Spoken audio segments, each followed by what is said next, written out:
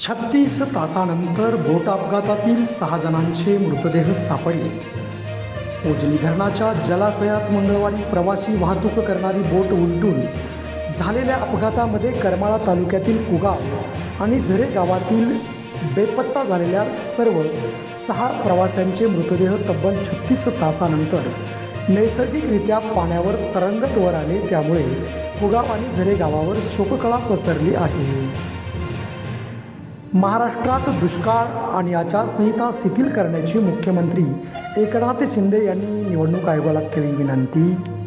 देशात सध्या लोकसभा निवडणुकीची रणधुमाळी सुरू असून त्यासाठी देशभरात आदर्श आचारसंहिता लागू करण्यात आली आहे. या आदर्श आचारसंहितेमुळे काही नियम लागू करण्यात आले आहेत, मात्र त्यामुळे सरकारी कामे पूर्ण करण्यात अडथळा निर्माण होतोय.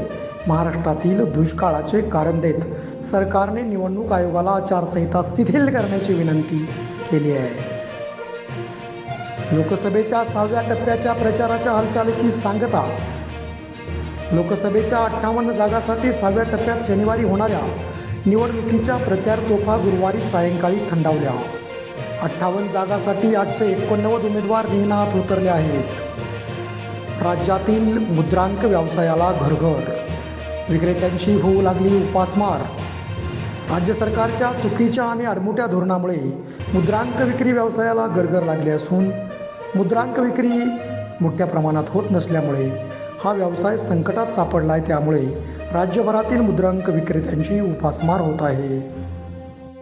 बुद्ध पौर्णिमेनिमित्त अक्कलकोट येथील अन्नछत्र मंडळामध्ये हजारो भाविकांनी घेतला महाप्रसादाचा लाभ.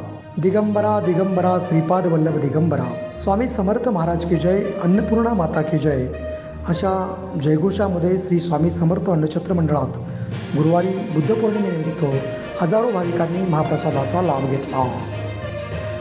12वीचा निकाल जाहीर झाल्यानंतर 10वीचा निकाल जाहीर करण्यासाठी पुणे बोर्ड युद्धपातळीवर प्रयत्न करत असून सोमवार दिनांक 27 मे रोजी 10वीचा निकाल जाहीर होईल असं पुणे बोर्डाच्या वतीने जाहीर करण्यात आलं आहे.